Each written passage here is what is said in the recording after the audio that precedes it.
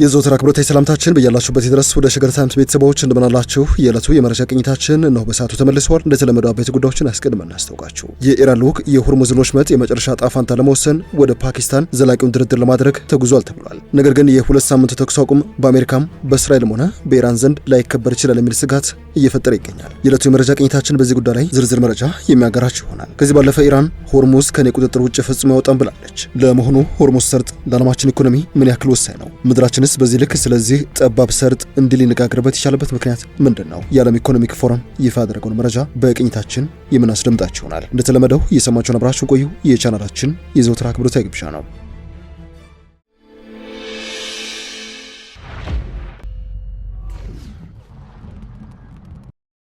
ወደ ዝርዝር ጉዳዮችን ስናመራ የኢራን ልዑክ የሆርሙዝን ሰርጥ የመጨረሻ ዕጣ ፈንታ ለመወሰን ወደ ፓኪስታን ተጉዘዋል። የሁለት ሳምንት ተኩስ አቁም በአሜሪካ በእስራኤልም ሆነ በኢራን ላይከበር ይችላል የሚል ስጋትንም ማስከተሉ ተሰምተዋል። የኢራን ተደራዳሪ ልዑክ ከአሜሪካ ጋር ጦርነቱን ለማስቆም ወደ ፓኪስታን መምራቱን በፓኪስታን የኢራን አምባሳደር አረጋግጠዋል። ልዑካን ቡድኑ የፊታችን ቅዳሜ ከአሜሪካው ምክትል ፕሬዚዳንት ጄዲ ቫንስ ጋር እንደሚገናኝም ተነግረዋል። በፓኪስታን የኢራን አምባሳደር ሬዛ አሚር ሞጋሃዲም በኤክስ ገጻቸው ላይ ድርድሩ ኢራን ባቀረበችው ባለ 10 ነጥብ ምክር ሀሳብ ላይ መሰረት የሚያደርግ ስለመሆኑ ተናግረዋል። ድርድሩ በየትኛው ሀገር ባቀረበው ነጥብ ላይ ነው የሚለው ግን አወዛጋቢ ጉዳይ መሆኑን የተባለው አምባሳደሩ ንግግሩ የእስራኤል መንግስት የዲፕሎማቲክ ጥረቶችን ለማሰናከል በተደጋጋሚ የተኩስ አቁም ስምምነቱን በመጣስ ኢራናውያን ጥርጣሬ ባደረባቸው ሰዓት እንደሚካሄድም ነው የጠቀሱት። የተኩስ አቁም ስምምነቱ ገና ካሁኑ የሚከበር አይመስልም ነው የተባለው። ለዚህ ትልቁ ማሳያ የአሜሪካና ኢራን የተኩስ አቁም ስምምነት ጥርጣሬ ማሳደሩን ተከትሎ የነዳጅ ዋጋ በድጋሚ እያሻቀበ መሆኑ ነው። የአሜሪካ መንግስት ኢራንን ለ2 ሳምንታት ላለማጥቃት ከተስማማ በኋላ የነዳጅ ዋጋ ቅናሽ አሳይቶ የነበረ ቢሆንም በዛሬው ዕለት ጠዋት ግን ዳግም መጨመር ጀምረዋል። በዓለም አቀፍ ገበያ ብሬንት ድፍድፍ ነዳጅ በበርሜል 2.2 በመቶ ጭማሪ በማሳየት $96.70 ገብቷል። በአሜሪካ ገበያ ደግሞ ከዚህም ከፍ በማለት በ2.8 በመቶ በመጨመር $96.90 ገብቷል የተባለው። እስራኤል በሊባኖስ ላይ ተከታታይ ጥቃት መክፈቷን ተከትሎ የተኩስ አቁም ስምምነቱ ላይ ቀዳዳዎች እንዲታዩ አድርገዋል። የአሜሪካው ፕሬዝዳንት ዶናልድ ትራምፕ ስምምነቱን ከበሰሩ በኋላ በትናንትናው ዕለት ብሬንት ነዳጅ በ15 በመቶ በመቀነስ አንድ በርሜል $92 ገብቶ ነበረ። ከዚህ የዋጋ ቅናሽ በኋላ ነው የነዳጅ ዋጋ እየጨመረ የሚገኘው። የነዳጅ ዋጋ ጦርነቱ የካቲት 21 ቀን 2018 ዓ.ም ከመጀመሩ በፊት ከነበረበት ዋጋ እጅግ በጣም ከፍተኛ ጭማሪም አሳይቷል የተባለው። የዓለማችን የነዳጅ ዋጋ ዳግም ሊጨምር እንደሚችል ከዚህ ባለፈም በአሜሪካና በኢራን መካከል የተፈረመው የሁለት ሳምንት የተኩስ አቁም ስምምነት ሊፈርስ ይችላል፣ ላይከበር ይችላል የሚል ስጋት ያስከተለበት ሌላኛው ምክንያት ደግሞ የኢራን መንግስት ሆርሙዝ ሰርጥ በኢራን ቁጥጥር ስር ሆኖ ይቀጥላል ማለታቸውን ተከትሎ ነው።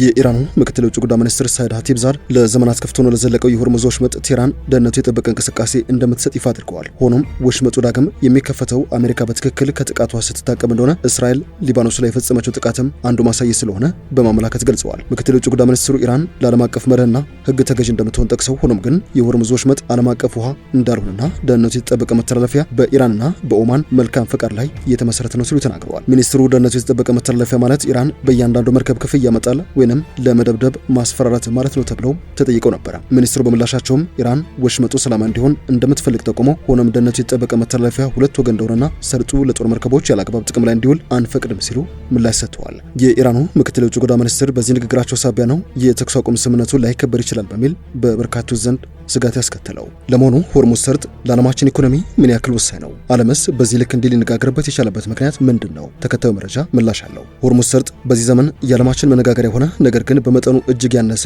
ስትራቴጂክ ስፍራ ነው። አሁን ባለው ሁኔታ መረጃዎች እንደሚያሳዩት ከአሜሪካና ኢራን ጦርነት በፊት ከ100 እስከ 150 ነዳጅ የጫኑ መርከቦች በየቀኑ በሆርሙዝ ሰርጥ በኩል ያልፉበት ነበር። ይህ ማለት በዓመት 30,000 መርከቦች በሆርሙዝ በኩል ያልፋሉ፣ ይተላለፋሉ ማለት ነው። 20 በመቶ የዓለማችን ነዳጅ ሀብት በዚህ ወሽመጥ በኩል ያልፋል ማለትም በየቀኑ 20 ሚሊዮን በርሜል ነዳጅ ተጭኖ ይተላለፋል እንደማለትም ነው። ለመሆኑ ሆርሙዝ ሰርጥና የኋላ ታሪኩ ምን ይመስላል? ሆርሙዝ 24 ማይል ብቻ ስፋት ያለው በኢራንና በኦማን መካከል የተዘረጋ አነስተኛ የባህር መተላለፊያ ወሽመጥ ነው። ሁለት መርከቦችን በአንድ ጊዜ ማስተላለፍ የሚችልና 2 ማይል ብቻ የሚሰፋ ማስተላለፊያም አለው። በውስጡ 2 ደሴቶች ያሉት ሲሆን 16 ስኩዌር ማይል ብቻ የሚሰፋና በተበታተነ መልኩ የሰፈሩ 6000 ሰዎች የሚኖሩበትም ነው። ደሴቲቷ ሆርሙዝ የሚለው ስያሜ ያገኘችው ከ10ኛው እስከ 17ኛው ክፍለ ዘመን በዘለቀው የሆርሙዝ ስርወ መንግስት ተሰይማ ነው። ሆርሙዝ የስርወ መንግስት ስም ነው፣ ልክ እንደ አክሱምና ዛጉዌ ስርወ መንግስት። በእነዚህ ክፍለ ዘመናትም ቢሆን ከመካከለኛው ምስራቅ ወደ ህንድ ውቅያኖስ ሸቀጦችን በመርከብ ጭኖ ይህንን ወሽመጥ አልፎ ለመሄድ እጅግ ከባድ የነበረ እንደሆነ መረጃዎች ያሳያሉ። በርካቶችም ከፍተኛ የሚባል ቀረጥን ይከፍሉበት የነበረች መተላለፊያ ነች። የሆርሙዝ ስርወ መንግስት ግዛቱ እጅግ ጠባብ ቢሆንም እጅግ ሀብታምና በባህር ላይ የተመሰረተ መንግስትም ነበረ። ይህ አነጋጋሪ ባህሪ እስከ 21ኛው ክፍለ ዘመን ድረስ ዘልቆ መካከለኛው ምስራቅ የተቀሰቀሰው ጦርነት መላው ዓለምን እንዲያናጋ ምክንያት ሆነ። የዓለማችንን የኢነርጂ ቀውስ እየቀሰቀሰ ትንሽ የባህር መተላለፊያ ነው። የዓለም ኢኮኖሚክ ፎረም ሆርሙዝ ሰርጥ ለዓለም ኢኮኖሚ ምን ያክል ወሳኝ ነው? ዓለምስ በዚህ ልክ እንዲህ ሊነጋገርበት የቻለበት ምክንያት ምንድን ነው ሲል በተረከበት በዚህ ፋይሉ 9 የሆርሙዝ ሰርጦችን ሚስጥራት እንደሚከተሉ ዘርዝረዋል። አንደኛው በዓለማችን ወሳኝ ከሚባሉት የባህር መተላለፊያ መስመሮች መካከል አንዱ መሆኑ ነው። የሆርሙዝ ወሽመጥ በዓለም ላይ በጣም አስፈላጊው የስትራቴጂክ የኃይል መስመር ነው። ልክ እንደ ስዊዝ ካናልና እንደ ፓናማ ቤ ሁሉ ሆርሙዝ ወሳኙ የባህር መተላለፊያ ነው። የፋርስ ባህረ ሰላጤን ከአረብ ፔንሱላ ጋር የሚያገናኝ ነው። በዓለማችንም 39 በመቶ የሚሆነውን የባህር ድፍድፍ ነዳጅና 19 በመቶ የተፈጥሮ ጋዝም ይተላለፍበታል። ከአብዛኞቹ ስትራቴጂካዊ መስመሮች በተለየ የባህረ ሰላጤው ሀገራት ምርታቸውን የሚልኩበት ከሆርሙዝ ውጪ ሌላ አንዳችም አማራጭ የላቸውም። ኢራን ከ1980ዎቹ ጀምሮ የሆርሙዝ ወሽመጥን እንደምትዘጋ በየጊዜው ስታስፈራራ እንደቆየች የቢቢሲ ዘገባ ያሳያል። አሜሪካና እስራኤል በኢራን ግዛት ላይ የመጀመሪያውን የአየር ድብደባ ካካሄዱበት ቀን ጀምሮ የተከሰተ የመርከብ መስተጓጎል ግን በ10 ዓመታት ውስጥ እጅግ የከፋው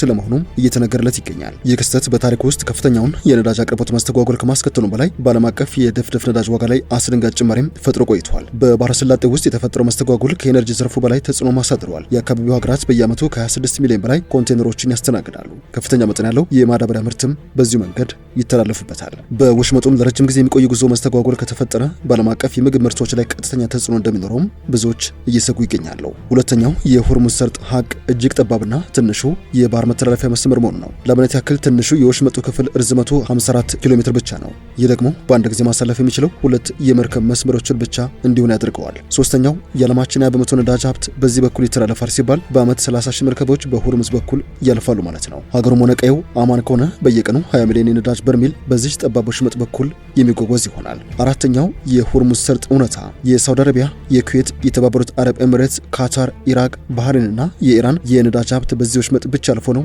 ለዓለማችን ገበያ መቅረብ የሚችለው። በተለይም ካታርና የተባበሩት አረብ ኤሚሬትስ ያላቸውን የነዳጅ ሀብት ለዓለም ገበያ የሚያቀርቡት በዚህ ሰርጥ በኩል ከተላለፈ ብቻ ነው። አምስተኛው የሆርሙዝ ሰርጥ እውነታ ሆርሙዝ በኢራን ጦርነት እጅግ የተረበሸ የባህር መተላለፊያ መስመር መሆኑ ነው። ይህንን ተከትሎ ከፈረንጆቹ መጋቢት አንድ ወዲህ ከ300 ያነሰ መርከብ ብቻ ነው በዚህ ወሽመጥ በኩል ማለፍ የቻለው። በሰላሙ ጊዜ ግን በየቀኑ ብቻ ከ80 እስከ 130 መርከብ ይተላለፍ ነበረ። በዚህ መሰረት ጦርነቱ የመርከቦችን ምልልስ በ94 በመቶ እንዲቀንስና ሆርሙዝም ለዓለማችን ዝግ ሆኖ እንዲቆይ አስገድዶታል። ስድስተኛ የሆርሙዝ ቀውስ የነዳጅ ገበያውን እጅግ የማይገመት ያደረገ ክስተት ሆኗል። ለአብነት ያክል የተገባደደውና ጦርነት የተደረገበት የፈረንጆቹ መጋቢት ወር በዓለማችን ታሪክ የነዳጅ ዋጋ ሰማይ የነካበት ወቅት ሆኖም በታሪክ ተመዝግበዋል። ይህ ደግሞ በዓለማችን የኢነርጂና የምግብ ዋጋ ላይም ከፍተኛ የሆነ ቀውስ እንዲያስከትል መነሻ ምክንያት ሆኗል። ሰባተኛው የሆርሙዝ አነጋጋሪ ሀቅ ሆርሙዝ ነዳጅ ብቻ ሳይሆን ሌላም ሸቀጥ የሚተላለፍበት ወሳኝ መስመር መሆኑ ነው። ለምሳሌ ያክል የአፈር ማዳበሪያ የጫኑ መርከቦች የሚተላለፉበት መስመር ነው። ምን ብቻ ባትሪ የሚሰራበት ሰልፈርና ግራናይት፣ የኮንስትራክሽን ግባቱ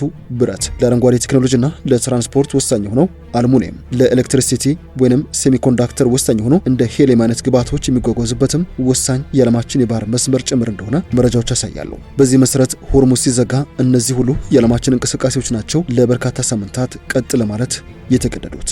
ስምንተኛው የሆርሙዝ እውነታ ይህንን ሰርጥ ማለፍ ቀላል አለመሆኑ ነው። በዚህ ወሽመጥ በኩል ማለፍ ከፍተኛ በጀት የሚጠይቀውንና ጊዜ የሚበላውን የቱቦ ወይንም የፓይፕላይን መስመር መዘርጋት እንደማለት ይቆጠራል ይላል የዓለም ኢኮኖሚክ ፎረም። ዘጠነኛው የሆርሙዝ ሀቅ የወሽመጡ መረበሽ ለወራት ሊዘልቅ የሚችልበት እድል ሰፊ ስለመሆኑ የዓለም ኢኮኖሚክ ፎረም መረጃ ያሳያል። ፎረሙ ሆርሙዝ ለ2 ሳምንት የዘለቀ የተኩስ አቁም ሲታወጅ መልሶ ቢከፈትም ወራት ሊቆይ የሚችል መረበሽ ግን ሊቀጥልበት ይችላል ባይ ነው። ለዚህ ማሳያው ደግሞ በዚህ ሰዓት 2000 መርከቦች በአረቢያን ገልፍ ወይንም በአረብ ባህር በኩል መንቀሳቀስ ሳይችሉ ቆመው የሚገኙ መሆናቸው ነው። እነዚህ መርከቦች ለማሳለፍ እገዳውን ማንሳት ደግሞ ጊዜ እንደሚፈጅ የዓለም ኢኮኖሚክ ፎረም የስጋት ትንታኔ መረጃ ያሳያል። ሸገር ታይምስ አነጋጋሪውን የሆርሙዝ ሰርጥን በተመለከተ ያጋራቻችሁ ጥሬ ሀቆች እያደመጣችሁትን ይመስሉ ነበረ። ስለሰማችሁን አመሰገንን። በያላችሁበት ሰናይ ጊዜ